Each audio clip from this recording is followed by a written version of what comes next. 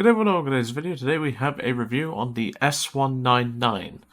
This is the first aircraft that you'll start off with Israel if you haven't obviously bought the Wiseman Spitfire. And we need to talk about this thing. This is a plane that has been commonly subjugated as dog shit. What else have I seen people calling it? A turd, and most importantly, useless. Now, I don't think it's completely useless, but it certainly isn't a good plane. Whilst I did have a good experience with this thing, the problem is with it is, well, it's got quite a few major flaws, and, well, some of them you can correct by just good flying and just good knowledge of how to play most aircraft in ARB, to be honest. But there are some things that you simply can't negate.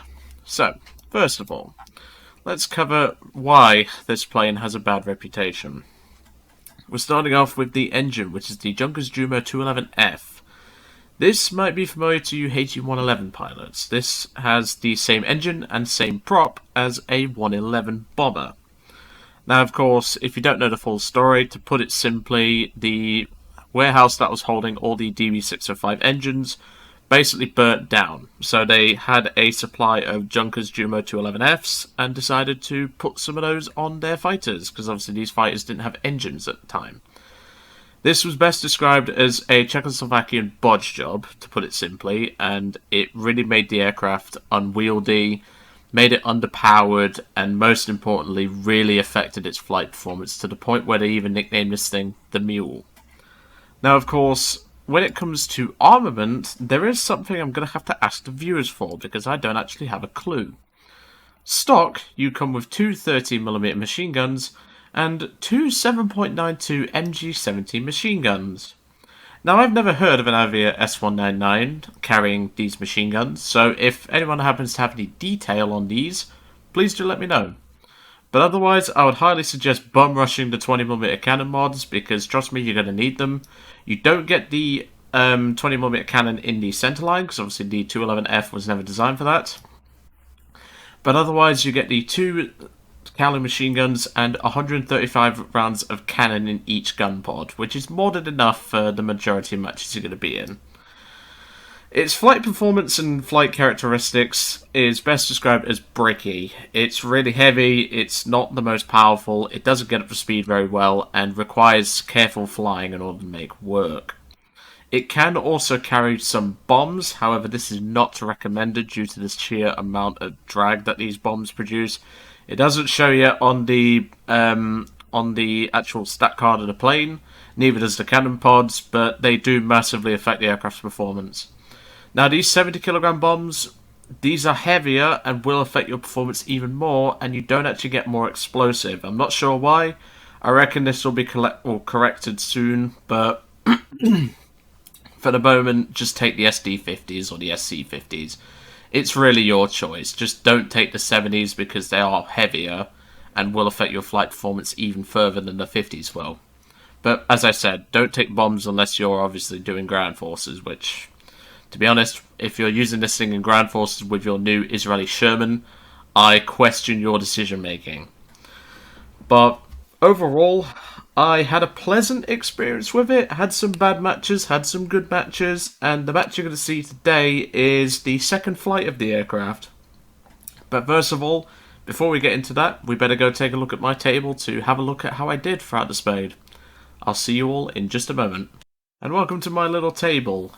Well, if you're new to the channel, this is how I do my reviews now. So, instead of me looking at the player card and obviously giving you a rough idea of how the matches went, instead I do something like this. So, I collect all the data that happens in the matches. I write down the air kills, ground targets, assists, etc., whether I died or not. And it just gives a more clear indication of how a Spade went for an aircraft, and it's just more fair that way. So, starting us off with battle number 1, which was 1 air kill, 8 ground units, 1 assist, no death. Silver lines was 16,191 and 8,070 RP. And the second battle, I'm not going to talk about the rest, I'm mainly talking about the first two, because obviously that gave me the first impression of the aircraft. Battle number 2 was 4 air kills, 0 ground kills, and 1 assist. Did die, 28,124 SL, 7,280 RP. Now, of course, this was done with a 75% RP booster, so just take that into account. But otherwise, the rest of the matches, as you'll see, they're quite fluctuating, and of course, Battle 8 went absolutely horrible because it was on a frontline map, which this plane does not like frontline maps because it can't climb for shit. But overall, do I recommend playing this plane to start off Israel? If you're an experienced pilot, yeah. It just requires careful playstyle and careful setup. It's not a plane that's going to be forgiving, and it's certainly not a plane that I would highly suggest, like, slapping a talisman on. As you saw in the hangar, I had the Israeli P-51. I actually used the Aviator S-199 to grind it out whilst I was spading it. And in the last match to spade the plane, I got that Mustang. So I'm going to be using that Mustang to grind a tree if I can be bothered, to be honest. But otherwise, I don't think this is for everyone. But don't knock it for 6 just yet. It's certainly a good plane in the good hands. But if you meet something better like a Yak 3, a 109F4, don't expect to survive. But anyway, I'm going to head you over to the gameplay now, where it's me, Flight, I believe Makov, and Glitched, I believe, who's in this match. And I will see you all on the next one.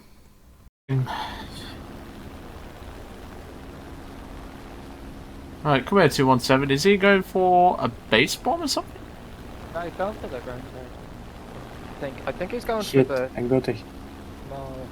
Yeah, I'm going to go for the 217. Alright then. I'll eventually Okay, find okay, Gaijin, okay. The shitty 13mm got my engine. Of course. He's proper dive bombing that thing, isn't he? Yeah. I'm thinking he might rip it apart. You mean dive bomb? It's not a bomber. That's the fighter variant, mate. That's the end. Yeah, that's what I'm saying. Wait, he's dead? Got this gunner. There we go.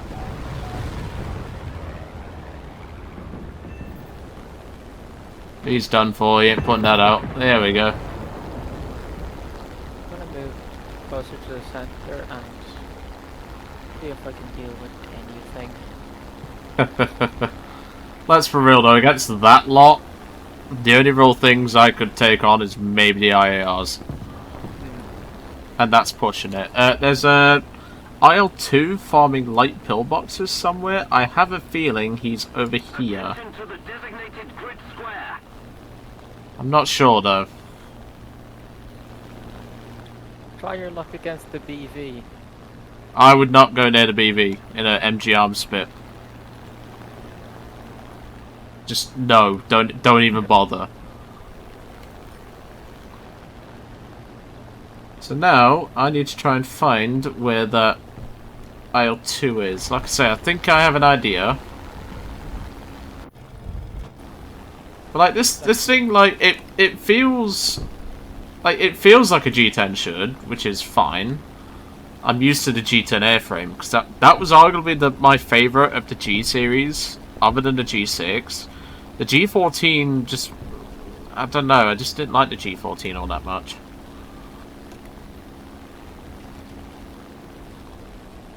Or is it just me being picky? I don't know. It's been a while. I preferred it because, I mean, most fights were below 5,000, so G14 is better there. Fair enough. I don't know, it just felt like it, like the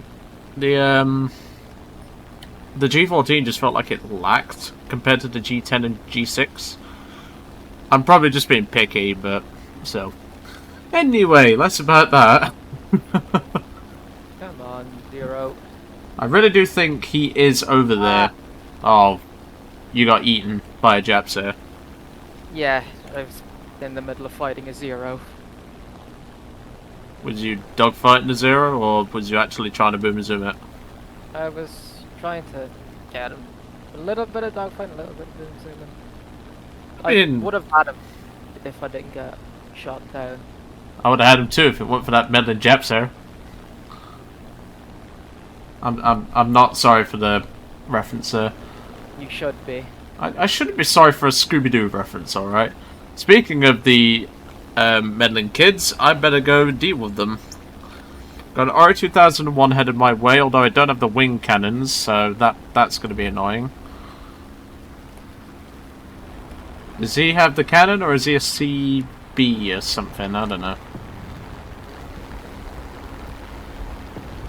He's the CN, so he does have cannon, but he's not. He's trying to outrun the Spitfire.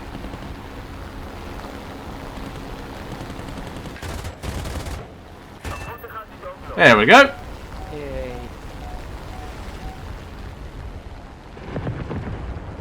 I have to be so careful with a level 1 crew. You know when you go from like level 70 odd crews to jumping into a level 1 crew, it really does like put the notion forward that yes, you've been playing with skilled crews all this time with maxed out G tolerance every single day. Have a reality check. Forgot it was a level 1 crew. That's unfortunate. Yeah, you always start off with level 1 crews in the new nation. Yeah. You get like little bits of RP and experience in the crews sometimes, but it's very rare you'll actively have like a... Oh, hang on. 0. Critical. Come here, Japsit. Avenge me. I'm trying. That's a crit. If I had the 20s, it'd have been shredded to Kingdom Come.